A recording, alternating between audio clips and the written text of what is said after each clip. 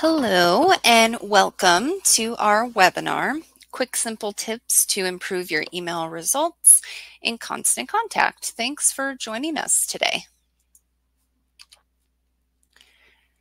Before we dive in to our session and all of the tips that I have for you, I did want to just run through all of the tools we have available at Constant Contact just to make sure you know what we offer to get your online marketing on track.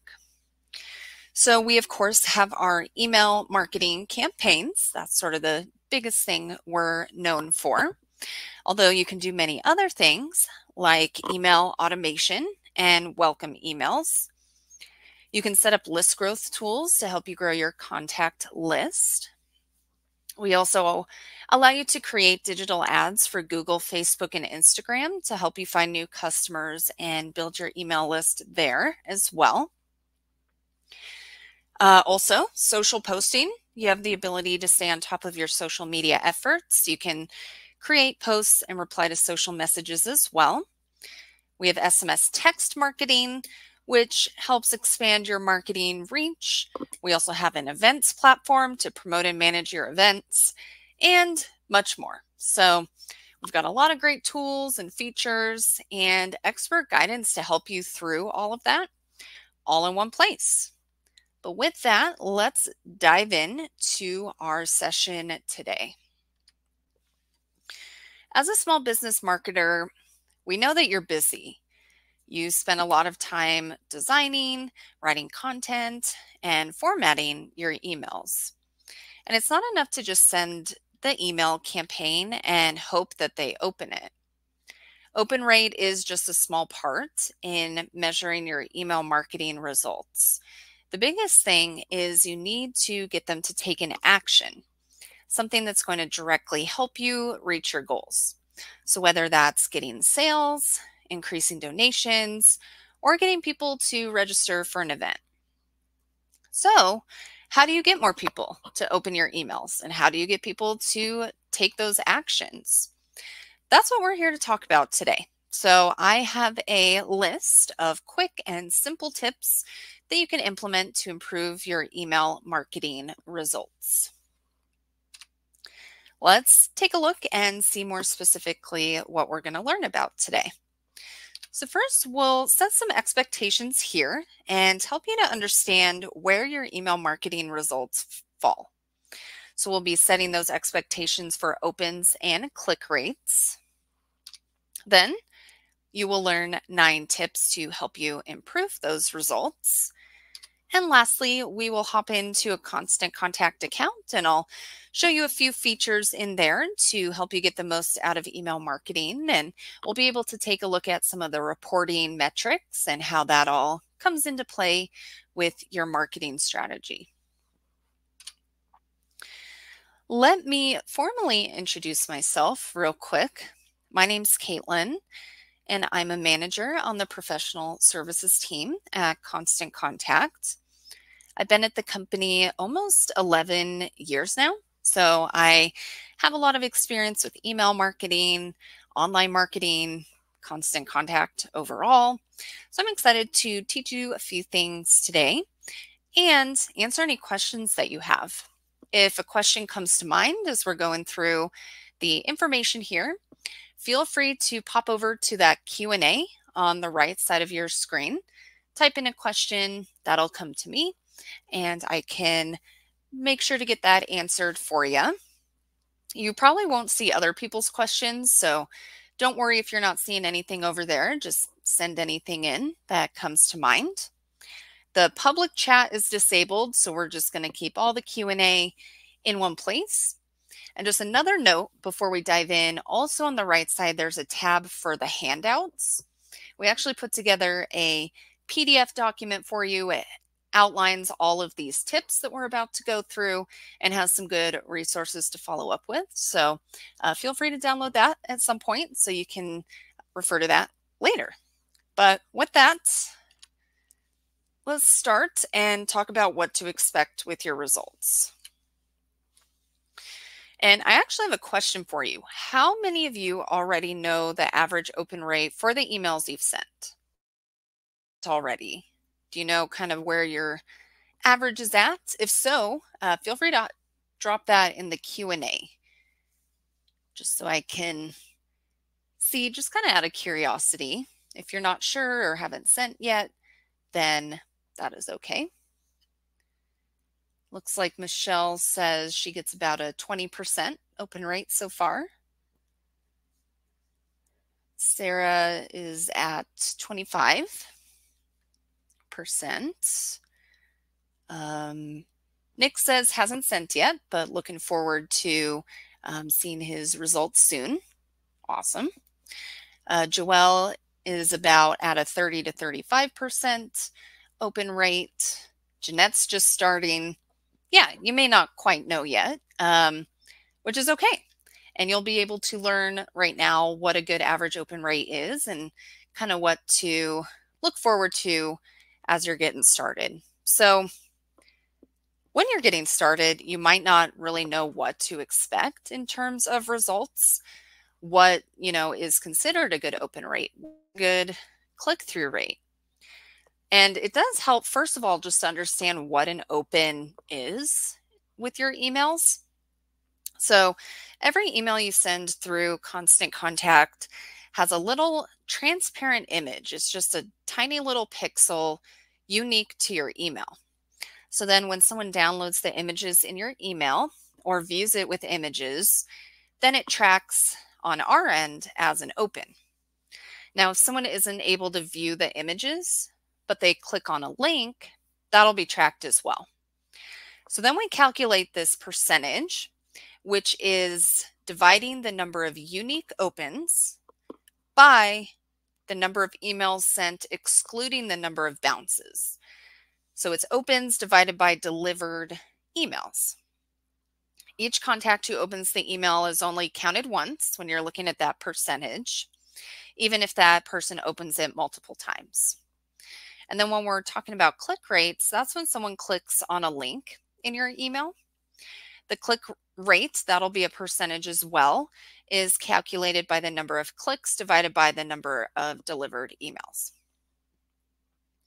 Knowing what your open and click rates are can help you to have a baseline to compare these numbers to. And sometimes we talk to people and they feel like they're not doing very well, when in reality, they're doing better than most. So let's dig into some benchmarks here so you have a better understanding of how well you're doing. So looking at data, Constant Contact has looked at over 200 million emails, and we've determined that average open rates are anywhere between 24 and 40%. So everyone that answered today is actually, everyone has a solid open rate, which is awesome. You can always do better, of course, but you're right in the average. So that is good news there. And average click rates are usually anywhere from 1 to 3%. So some of those numbers might seem a little low, but this is the standard for email marketing. These are good results here. And they are in general ranges, and your industry kind of influences what is considered a good open and click rate as well.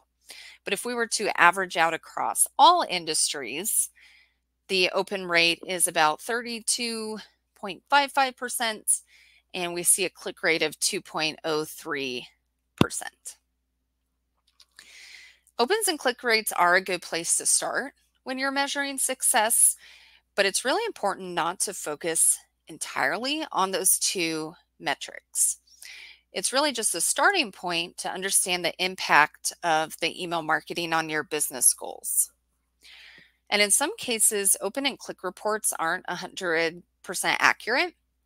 With Apple's privacy updates and some email clients auto-downloading images, some of your users may show as opening your email, but they may not have actually opened it.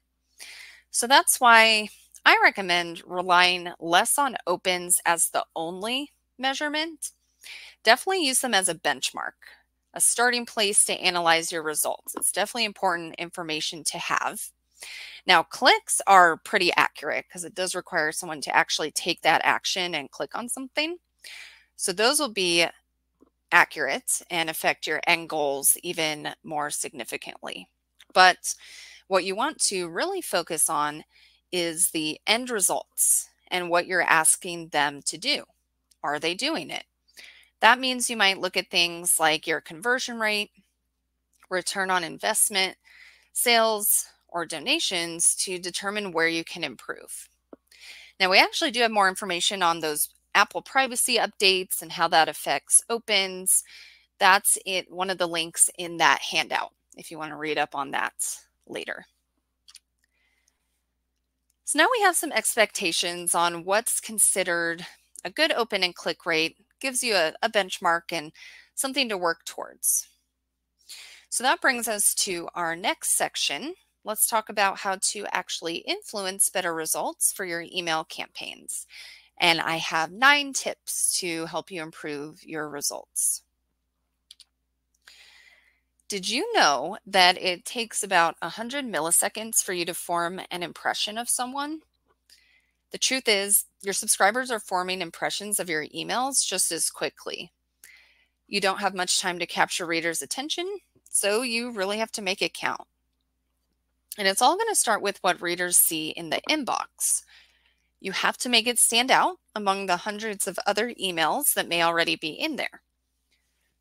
So that's going to be where the header information of your email comes into play. It's your first and only chance to make a great first impression that makes them want to open your email. So how do you get that just right? First, it's important to know that people open emails from senders that they know and trust.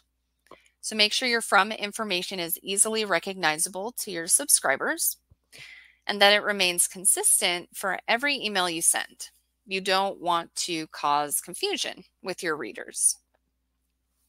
Without a proper from name, your contacts will be less likely to even open your email. Some email programs will display the from name, while others display the from email address. So both fields are equally important. For most of you, the from name is going to be your company name. And for the from email address, we suggest using an email address from your business domain. In the example we have on the screen, the from name is displayed as Jack's Backyard Barbecue. All of their subscribers will recognize this name and know exactly who the email's from. Now, just a note here, if you're using an email address from your business domain, you'll need to enable email authentication within your Constant Contact account and work with your mail administrator to ensure your domain has what's called a DMARC record. Yahoo and Google announced they're tightening up their policies on allowing unauthenticated mail into their systems. Now, Constant Contact has been authenticating our customers' mail for over 10 years, but the recent changes that Yahoo and Google put into place just means there's a few more steps to authenticate that you're coming from a legitimate place. So for more information on email authentication, check out the handout for that as well. Now, if you don't have a domain, and what I mean by domain is like jack@jacksbackyardbarbecue.com would be an example of that. If you don't have a domain, if you're using like Gmail, Yahoo, Hotmail, etc., Constant Contact actually automatically rewrites your from email address to our own authenticated domain. You'll see something like @shared1.ccsend.com. This allows us to authenticate your email and include that DMARC policy record. This can be customized, and you will be prompted to do that in your account. So that's a whole big topic, so I recommend you read the handout for that, but just something to keep in mind when we're talking about the from information. Now, there's a couple other fields in your header information. So tip 2 is to capture attention with your subject line. Once your reader trusts the sender, they're going to look at the subject to see if they want to open the email. The subject line has to entice them to open the email and needs to be short and sweet, especially when people are getting it in their mobile inbox on that smaller screen. So Just what are your guesses? How long do you think a subject line should be? You want to drop that in the Q&A tab?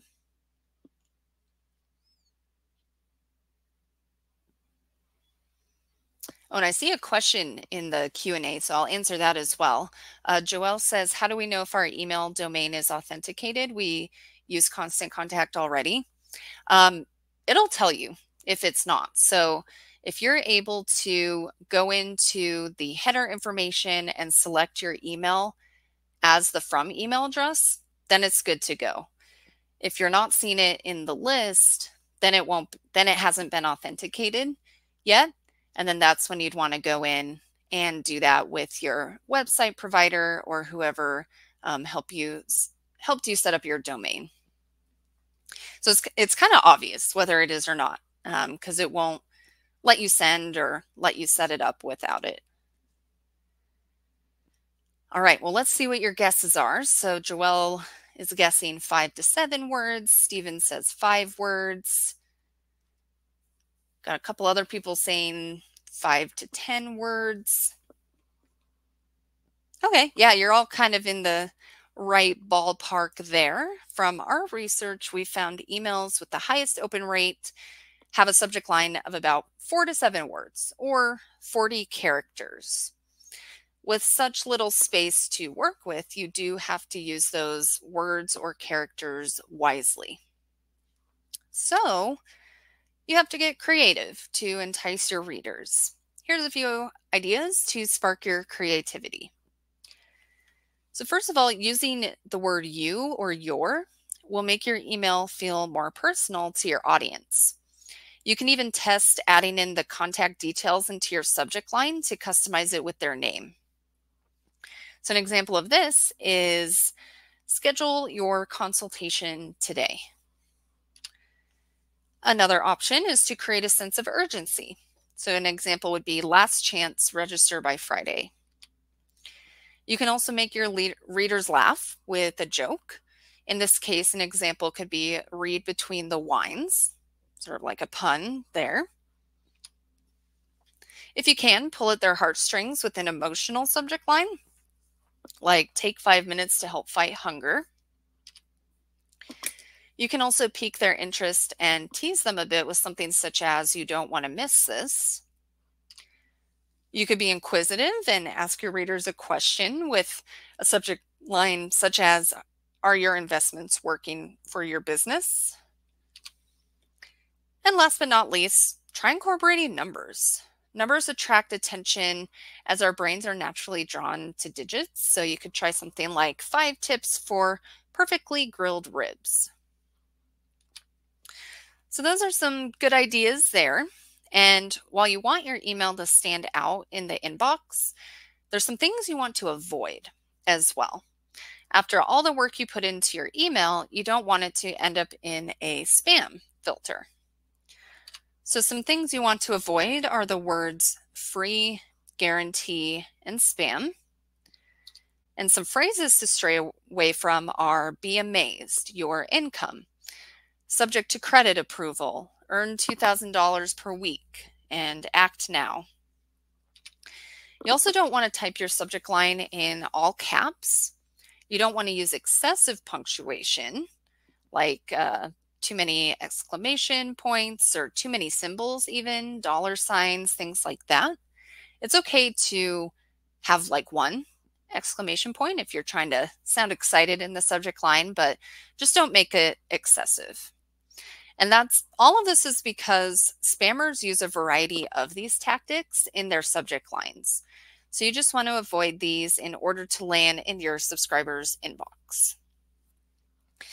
Now, let's go ahead and talk about another important field in your header information, which is this little bit of text here. Does anyone know what this piece of information is called, or what we call it here in Constant Contact? If you want to drop a guess in there. Sarah says subheadline, subheader is what Josh is guessing. Michelle says pre-header. See if there's any other guesses. Yeah, you're all kind of along the right lines there as well. But we call it is the pre-header text. So tip number 3 is to entice your reader to open the email with this text and use it as an extension of your subject line. This shows up directly below or after the subject line in the inbox. And research shows that proper use of pre-header text is one of the most effective ways to increase your open rate. So our recommendation here is writing text that is between 5 to 8 words or up to 90 characters. All email programs and devices will show different lengths of your pre-headers, so just make sure the most important information is the first few words of the pre-header. You can use any of the subject line ideas we talked about before this to write pre-header text for your emails as well. All the components of the header information should all work together for the best results. Your from information should be easily recognizable, and then your subject and pre-header text should work together to entice people to open. Your subject line should be short and catchy, whereas your pre-header text is your chance to elaborate and give some detail. Here's an example from motivational speakers. They use the subject line, "Don't miss October's speaker." You'll notice for the supporting pre-header text, they use the call to action technique when they say RSVP today, and they also created a sense of urgency by adding spaces limited. Here's another example from Everything Office Supply. Their subject line is "Save 30% on school supplies." They use the pre-header text to tease content by letting readers know that there's a coupon inside. And they also create a sense of urgency by including an expiration date. So these are just a couple examples you can follow for the header of your next email campaign. Like I said before, it's not enough to just get your subscribers to open the email. So this is a good starting place, but you do have to get them to do something once they open it. That's why you need to take time to really think about what you want your readers to do after reading your email campaign. This is going to be your call to action, which is tip 4. Every email should have one call to action that can be tied back to whatever goal you set. Keep in mind, you don't want to provide your subscribers with too many options.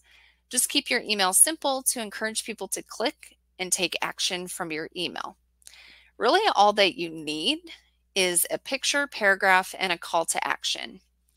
This simple email design will make your email easy to read and encourage your subscribers to take action. Let's look a little closer at the essential elements that the body of your email will need. So first, a supporting image helps visually grab readers' attention and draws them into your message. Additionally, you'll want to make this image clickable to the same place as your call to action. And this provides a larger area for your subscribers to click, especially when they open the email on a mobile device. Furthermore, you might try adding some text to your picture using the image editor within your account. It's a good way to catch your readers' attention even more. Then you need to add a headline that describes what you're offering. And underneath that, your message body should explain how it will help the reader. You typically only need about 3 to 5 sentences that'll help your subscribers have the information they need to take action. And then don't forget to add a button and use the button text to tell your readers what you want them to do next. And use action-oriented words here. So think of things like register by April 1st, get my free copy, book your appointment today, or donate to save a life. You also want to make the button stand out by using one of your brand colors and ensure that your readers can easily see the call to action. So these are the tips to optimize the body of the email itself. Now, there's also a few things you want to keep in mind about your overall email marketing strategy to improve your results. So let's look at those. Let me start by asking you to think about your own inbox. What do you do with emails that don't apply to you? If you just want to put that in the Q&A, if you see an email you're not interested or it doesn't even apply to you, what would you do with that? Sarah says ignore it. Josh says delete it. Oh yeah, we got several people saying they'd actually mark it as spam and then delete it. Steven says delete. Joelle says delete them or ignore them. Don't open them. Okay, yeah, we're all kind of on the same page with that as well. So that's going to be why sending targeted emails is so important. That's going to be tip number 5. When people don't receive relevant information, they're likely to just delete the message or unsubscribe or mark it as spam, like we all have kind of been saying. And that really adds up to a lot of wasted time and effort. Sending targeted relevant emails will certainly help you get the most out of your time and effort when you use it to send relevant content. You'll get more opens and clicks, and that means they're more likely to make a purchase or donation. Plus, stats show that targeted emails have been known to generate as much as 58% of all revenue.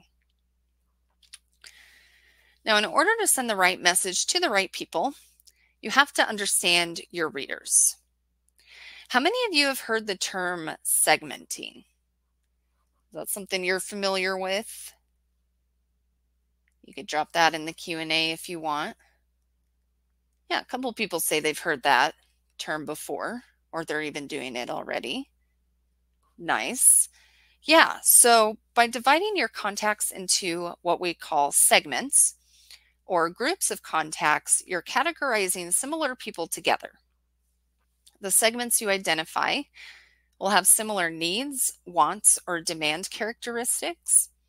Segmenting allows you to create targeted content based on those categories, thereby increasing your chances of them opening your email and taking action. It can help to see a few examples on how you can segment your email list. You can really segment it based on anything you know about your contacts.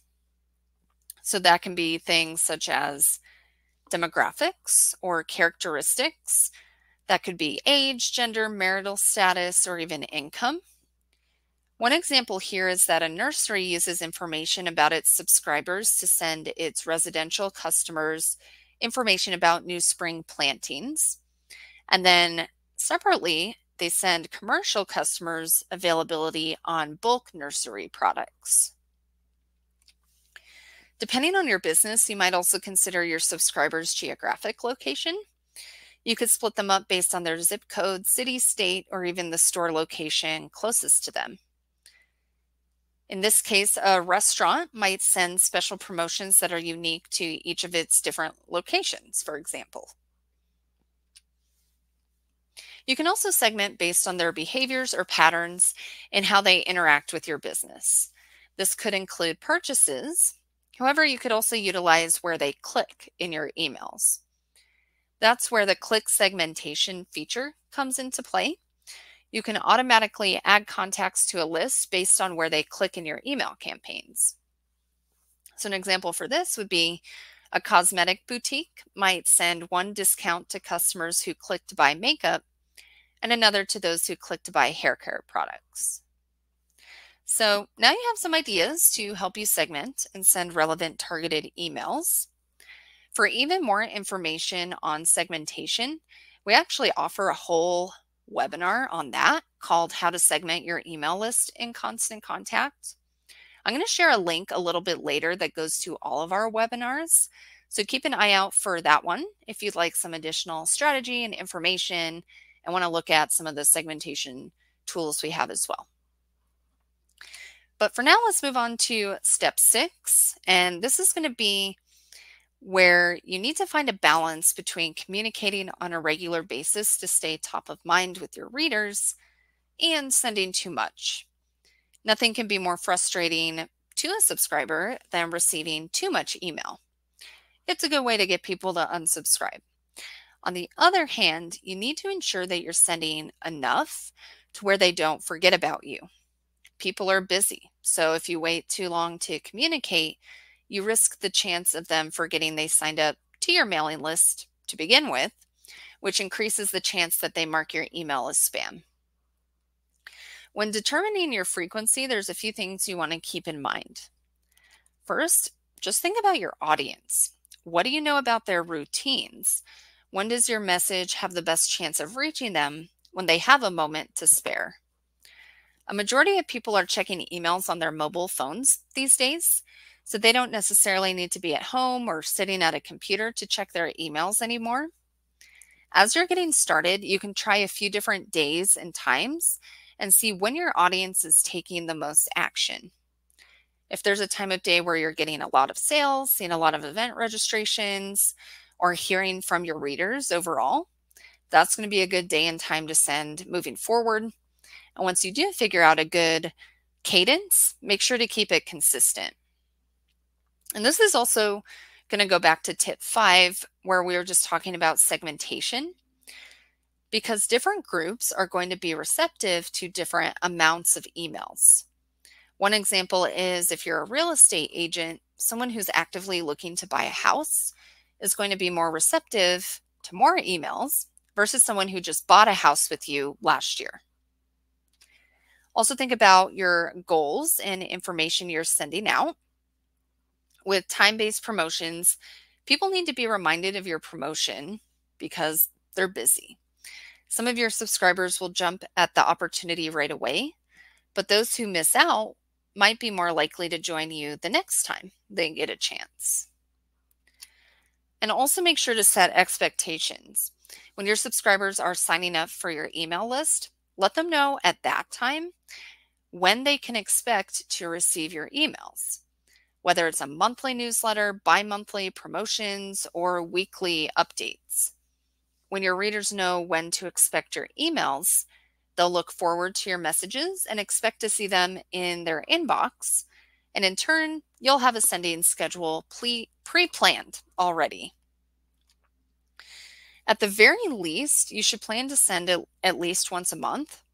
You don't want to send any less than that, as your contacts may forget about you and the fact that they signed up for your emails. Now, tip 7 is send at the right time. Ideally, you want to target a day and time that your contacts are most likely to open. This can vary based on your industry and even the demographics of your email subscribers. When you send an email at a time your audience is less inundated with tons of emails, they'll be more likely to open and read yours. Within your account, you'll be able to identify trends that are specific to your own audience by viewing your opens report. When you look at the list of people who opened, look on the right for the date and time column. Now remember the privacy settings we talked about earlier. They're going to have an impact here as well. Because some programs automatically download images and open the email as soon as it's received, you definitely still want to use this information, but when you're looking at times, maybe ignore the first couple ones that were opened immediately, because that might be the email program just auto-downloading things. Look at opens that start a few minutes after sending. Those are going to be the people that actually opened it.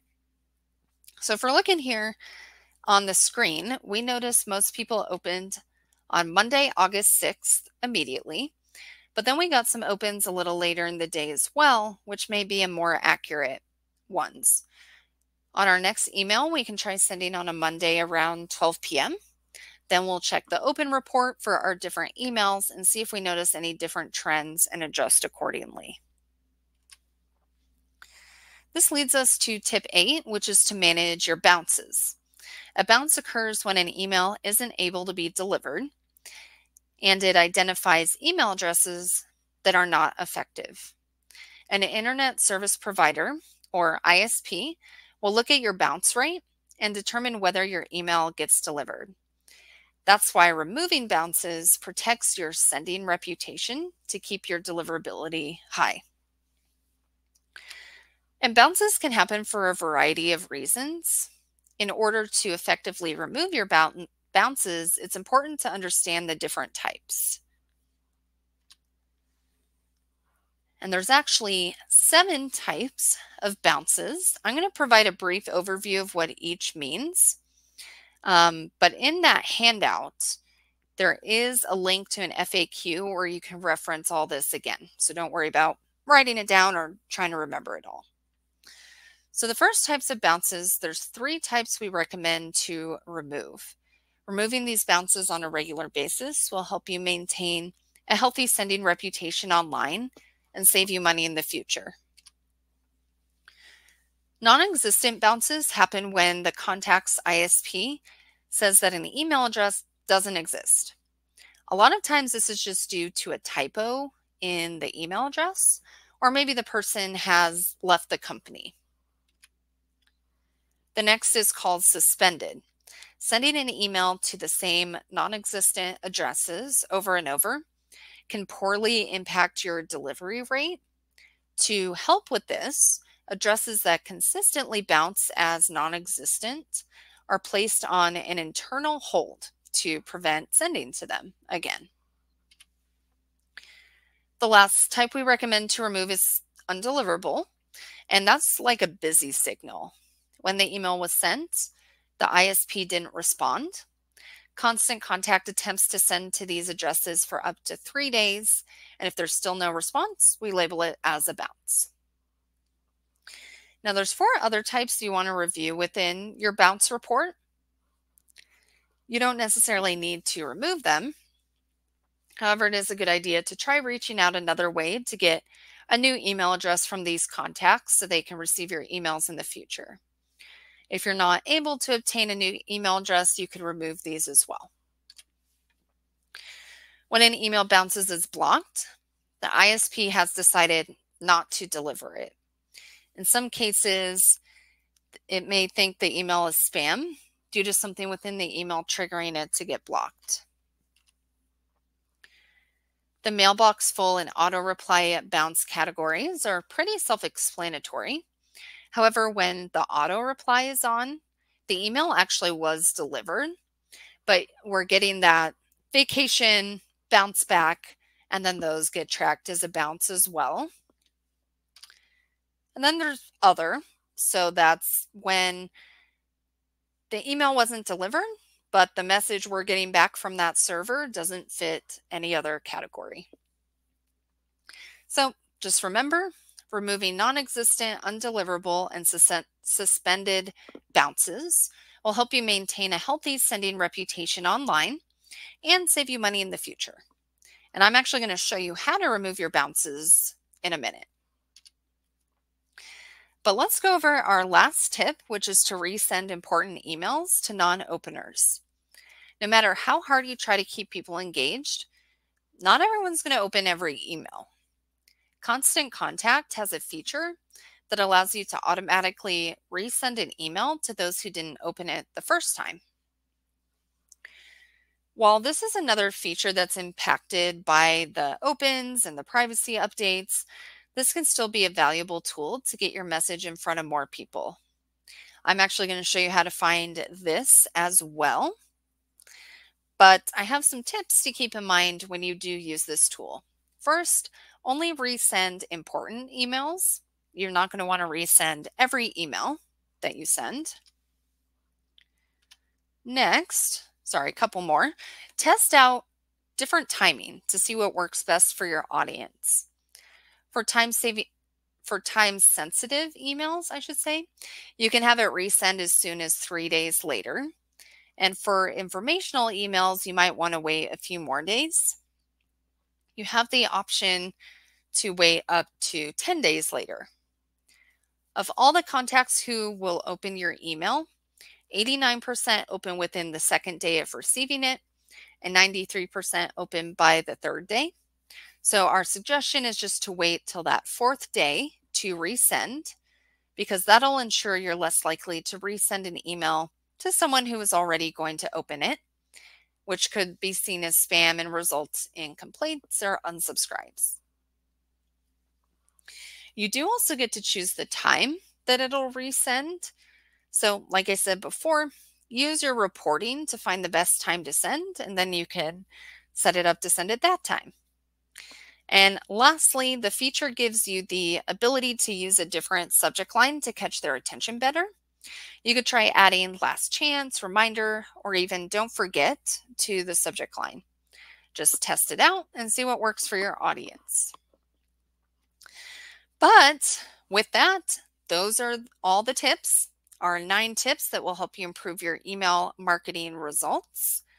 So now let's log into a live Constant Contact account, and we'll do a brief demo here on how to remove your bounces and use some of those other features to help you segment your list. So I'm going to pull up my account here. And I'm going to start, I'm on the home page now, but I'm going to come up here to our reporting. And let's dig in to the information we have here and how you can use it to determine the best time to send.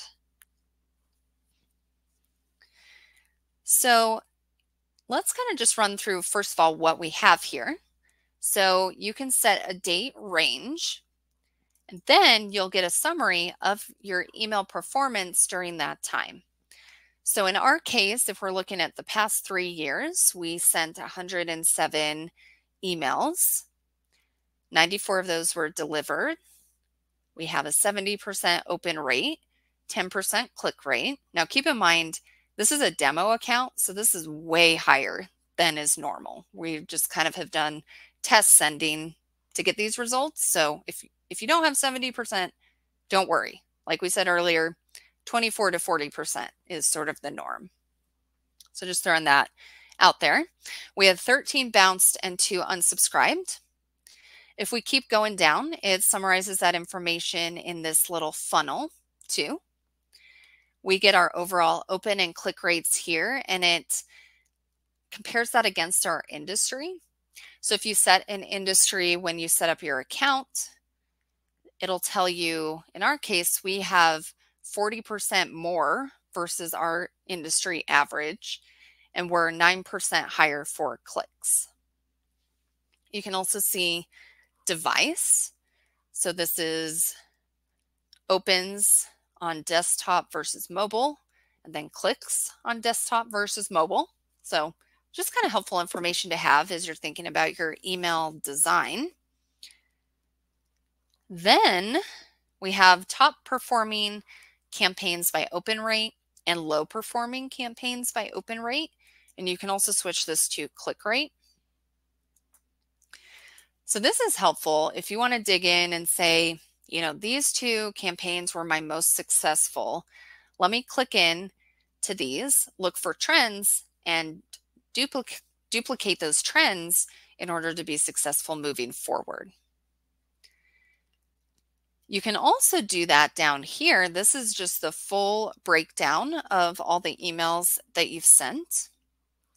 So if we wanted to just look specifically at the most recent email we sent, we have our sends, opens, clicks, bounces, and unsubscribes. Let's look at the open report first. So I'll click on the number of opens, and that'll pull up the information for the email here. And then I'll actually be able to pull up who those people are. So just waiting for it to come up for us here. So if I click into the number of people that opened the email, we get who they are and then the date and time that they opened it. So here's all the people that opened it, and then here's that date and time column. So you can see we sent this on a Friday, and most people did open it on that Friday. And then if we look at the time, it seems like mostly between like 10:30-ish and 11 is when we got the most opens. So we got a high open rate, and it was on a Friday between 10:30 and 11. So what we can do is next time we send an email, schedule it for Friday, maybe around 10:30 a.m. Monitor that open rate, and if that seems to be working well, that can be my sending schedule moving forward. Now let's switch gears. While we're looking at reporting here, I want to come to this drop down. This is where you can toggle between all the other reports. And I do want to look at the bounce report because we were talking about that as well. So this is going to show all those email addresses that couldn't be delivered. And you can narrow it down. You can see all your bounces. You can pull up just the ones that are recommended for removal, or even look at each individual category that we talked about. And the idea is go through, just kind of skim through each one. And you're going to want to remove these unless there's something you can fix. So like this one here, you can see it says at yahoo.com, but there's 3 O's. So that's a pretty obvious typo because we know that Yahoo is spelled with 2 O's. So if I wanted to fix that, I would click the 3 dots here, and then I can edit this contact. This just brings up their contact record.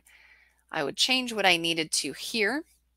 And then when I save it, their email address has been fixed. So then the next time we send them an email, they should get it. Now, sometimes you'll see a suspended email address. It looks correct. There's no obvious typos. You know, this person's still at the company. And so you're wondering, you know, it should have been delivered. Why wasn't it? And when it's in this suspended status, if you remember, that's when the email address has bounced as non-existent several times. So we put it on a block list. Keep sending to this email address. So they're still on the list, but we block them on our end because a lot of bounce backs aren't good for your sending reputation. But if you're like, okay, this is suspended, normally you should just delete it. But if you think it's someone that's legitimate, you can come here and unsuspend it. And you can do that once. So that takes it off that internal hold, that internal block list. It'll send to them next time. And it's not guaranteed they'll get it necessarily. But if they do, great. If they don't, it'll bounce back again as suspended. And at that point, you'll want to probably just delete them or see if you can get a different email address for them.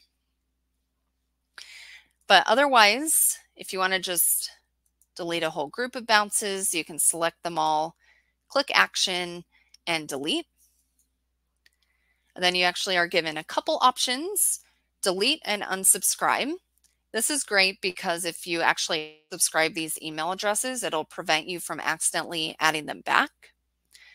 But if you want to maybe potentially try to add them back in the future, you could just do delete, but don't unsubscribe.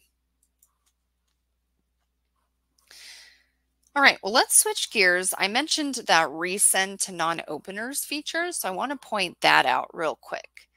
So I'm going to come back here. And actually, I'm going to hop over to our email campaigns. So let's actually go up to marketing and email. And this is an option you get when you're sending an email.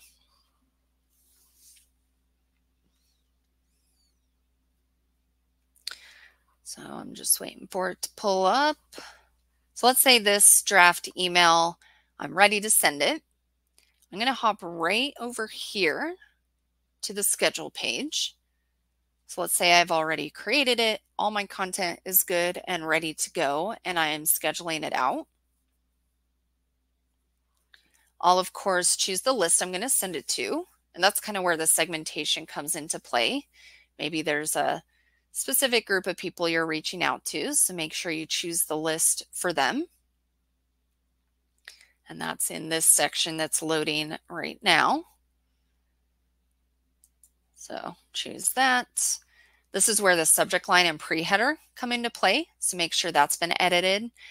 We even have recommended subject lines and pre-headers. That's a little AI tool that can write the subject line and pre-header for you. And then that's the rest of the header information there. Now, what I really want to show you is resend to non-openers. So you check this box, and then you choose when you want it to resend. So basically, this is sending again to the people that didn't open it. So I could do as soon as, if I were sending it today, I could do as soon as tomorrow. But I'm going to do, let's say 4 days out. So if we wanted to send it today, because we knew that Friday is a good day to send it, then let's do like 1, 2, 3. Let's do the 27th. And we know that 10:30 is our time. So just scroll through 10:30 a.m. And then you can change the subject line. So you could say last chance, and then it has the original subject line, or you could write something even completely different to try to grab their attention. And then when you click confirm and you send it, then that's all set up and ready to go. Now let's go back to reporting. I want to show you the other side of this because you do get separate reporting for the original send and the resend.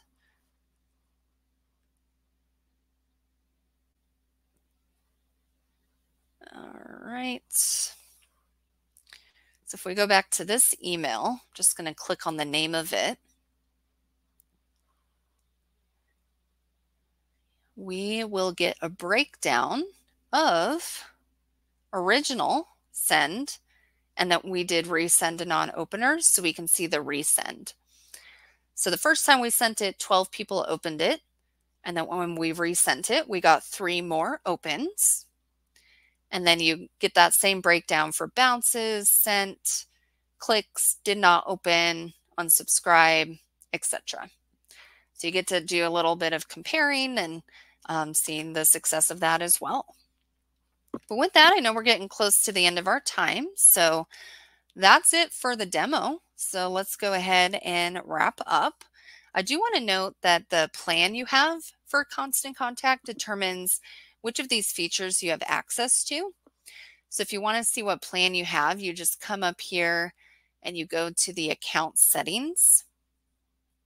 And you get to see all your billing information there and just see what plan you have. And for more information on all that, that's in the handout as well. So that's what you can do there, but let's wrap up and let's recap these 9 steps. So these are the things that we have found helps you get good results for your email marketing. So here's the 9 steps here. The from information, subject line, pre-header, call to action, segmentation, sending frequency and time, keep your list clean and delete those bounces, and resend to non-openers. I do want to let you know we are here to help. So we've given you some best practices, some things you can try, but if you'd like some more personalized advice for your marketing strategy, I'm going to put this little pop-up on the bottom left of your screen. We offer professional marketing services. So you can have just a coach, a consultant that'll walk you through setting up your account, strategizing, developing, implementing a marketing plan, or you can even have someone do it all for you. Write your emails, send your emails, post to your social media. There's various options. Rates start as low as $60 a month for that. So if you want to learn more, click on that little pop-up. That'll take you to a screen that explains the different options. From there, you can fill out a little form. Someone will call you, talk you through the best option, and you can sign up that way. But let's take the last few minutes to see if there's any other questions today. Let's go ahead and type those in. I did want to plug one of our webinars while you're all typing those in, called Getting Started with Automated Messages in Constant Contact. This is a good follow-up webinar because this is sort of the next step. Once you've started sending emails, getting reporting, solidifying that part of your strategy, then you can consider automating your email marketing and saving yourself even more time. So let me give you the little pop-up for that. Now this link, the Register Now link, actually takes you to the page with all our webinars. So you can look for this one, but you could also look for that segmentation one I mentioned, and we have several others as well. But let's see what questions we have in the last few minutes here.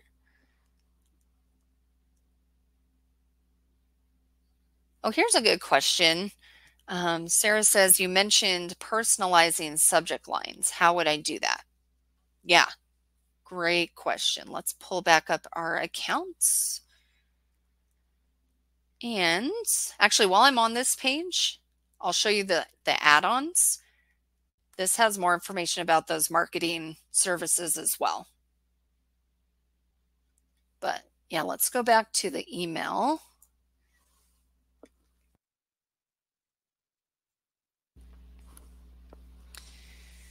And it's going to be just right in the place where you edit the subject line.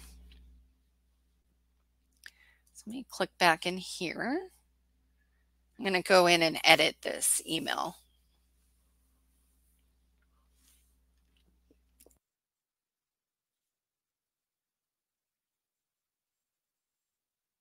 Okay, so this little top area, the email settings, is all that header information I talked about, the subject, pre-header, from name, all of that.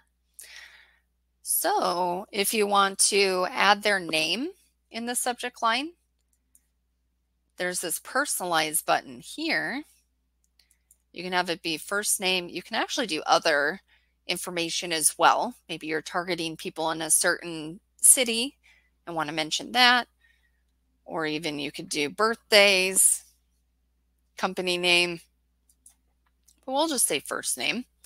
And then the secondary text is if you don't have their name, because this all pulls from your contacts, you could also just have it be like friend. Then insert that. So you could have this say, do you love to cycle so-and-so or friend? And then that's even more personalized, and people are more likely to open the email if it looks more personal. So it's less of a generic marketing email and more of like you're talking directly to them. You can also add emojis, which it kind of depends on your business and your brand, whether that's appropriate or not.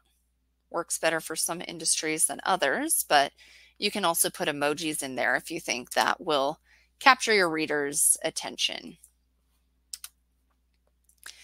And then here's the pre-header. Let me show you this while we're on here. I click recommended pre-headers, and you can do subject line as well. And this scans the content of your email and gives you some ideas. And then you just choose the one you want, insert it, and then you have that. But that's all the questions I'm seeing, and I don't want to take up too much of your time, so I'll just wrap up by saying if you think of any other questions, we have tons of stuff to help you. We have our new customer hub, which is at constantcontact.com/get-started. I'll send you that link in the follow-up email. You'll also get a recording, and the handout will be in there as well. That page has tutorials, recorded webinars. You can find the rest of our live webinars. There's an Ask a Trainer session. You can drop into like a live virtual room and talk to someone and ask them questions. You can also click the question mark at the top right of your account to find some FAQs, more tutorials, contact information for our support team. You can call or chat them. So just so many things available to help you learn. And the last thing I'll say before I close out is I'd love to hear your feedback. So when the webinar closes, a survey will pop up. It's just 4 quick questions. If you want to leave your thoughts, please do. But otherwise, thanks for joining our webinar today and have a good rest of your day.